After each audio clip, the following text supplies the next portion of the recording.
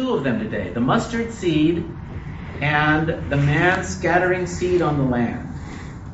And it's interesting because Jesus compares the kingdom of God to this man throwing the seed on the land.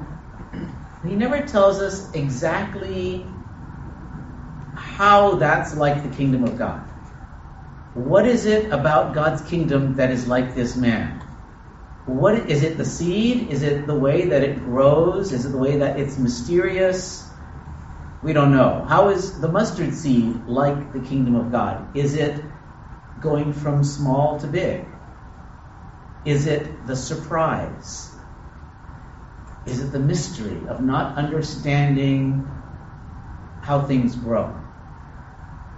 And I think one way that the kingdom of God is like these things is in our faith. Our faith starts small, almost inconsequential, and with God's help, with our willingness, it grows.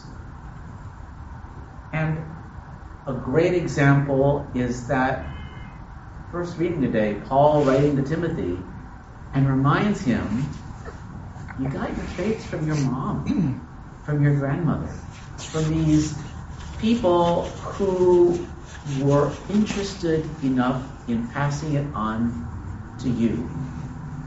I had Mass this morning with some students at Cathedral High School. And I told them, be aware of this faith that your parents have passed along to you. And don't let it die. Paul says, keep that flame of faith alive that's been passed on to you. I think for us adults, it's maybe the other way around. To kind of be mindful that in our families, we have that same kind of responsibility that Lois and Eunice, these women in Timothy's life, were so responsible for passing it along to him. Maybe not fully formed, maybe not like this mustard tree fully sprouted, but even in the small ways, in the ways that we pray, in the ways that we're willing to talk about God to, maybe it's our blood children, maybe it's the children that we see at Mass on Sunday, who knows what different kinds of relationships and responsibilities we have. But the kingdom of God grows mysteriously. That's true. But we need to be involved in that growth. It's our responsibility to pass on the faith in one form or another.